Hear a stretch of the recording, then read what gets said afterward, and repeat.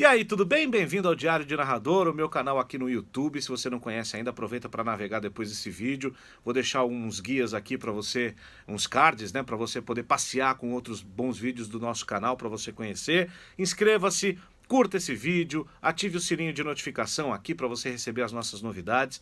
Amplie a nossa comunidade, comente, mande pergunta, eu respondo tudo. Participe com a gente, faça parte dessa comunidade que fala de transmissão esportiva como um todo, não apenas de narração, que fala de comunicação. Pois é, eu quero perguntar para você o seguinte: você conhece a sua voz?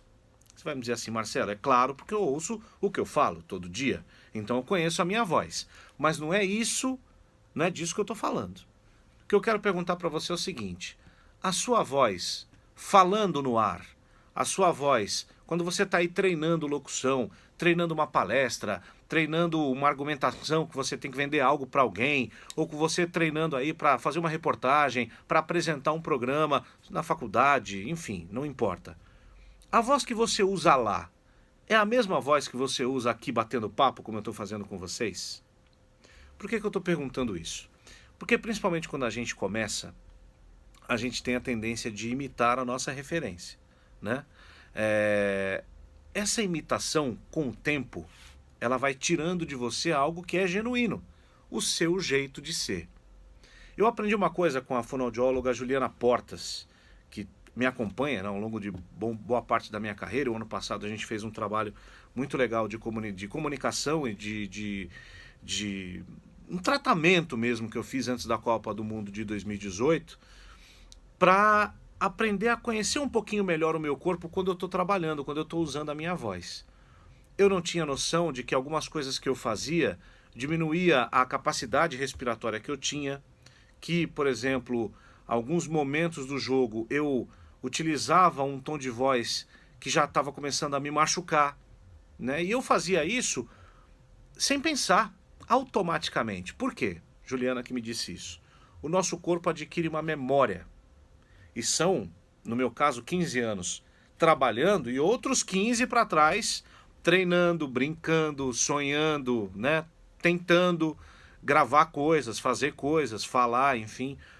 E eu desenvolvi, sem querer, porque a gente não tem informação, muita informação a gente não tinha quando eu comecei 15 anos atrás, de fazer a coisa de uma outra maneira. Então ela reprogramou meu corpo com exercício, isso durou 3 meses, para que eu pudesse reaprender a narrar usando a minha própria voz, me tranquilizando emocionalmente, pensando um pouco mais nas reações do meu corpo na hora da respiração, em que momento eu subo, em que momento eu não subo a minha voz, coisas que, se você deixa de praticar, você acaba também perdendo ao longo do tempo, mas isso é trabalhado.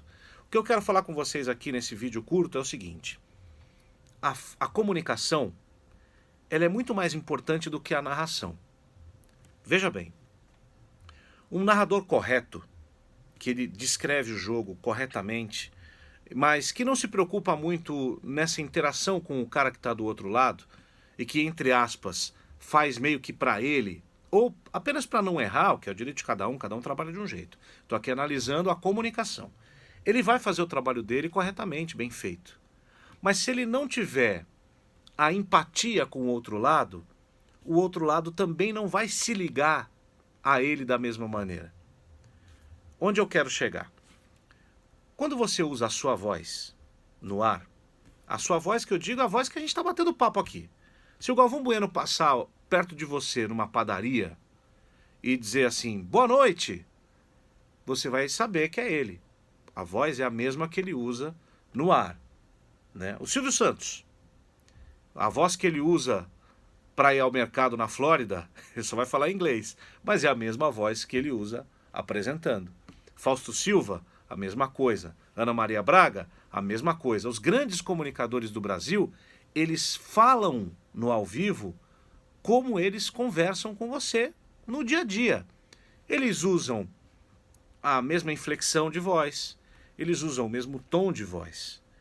E nós, que trabalhamos com esporte, trabalhamos com entretenimento, com alegria, a gente pode usar e deve as nossas referências pessoais na transmissão, as nossas brincadeiras, a nossa personalidade, as nossas marcas para a nossa voz.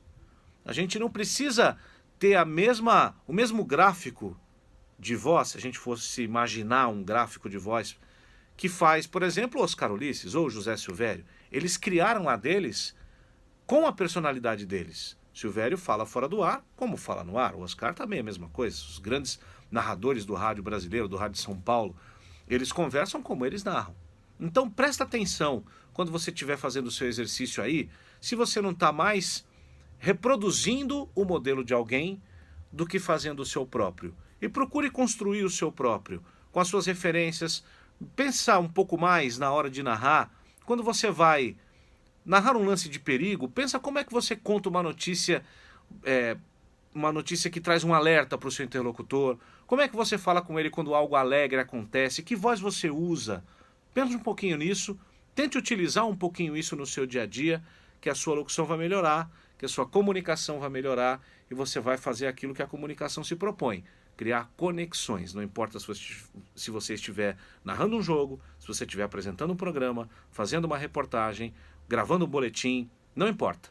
É a sua voz é a sua marca, onde todo mundo vai ouvir e vai pensar, poxa, eu estou ouvindo fulano, estou ouvindo você. Até a próxima.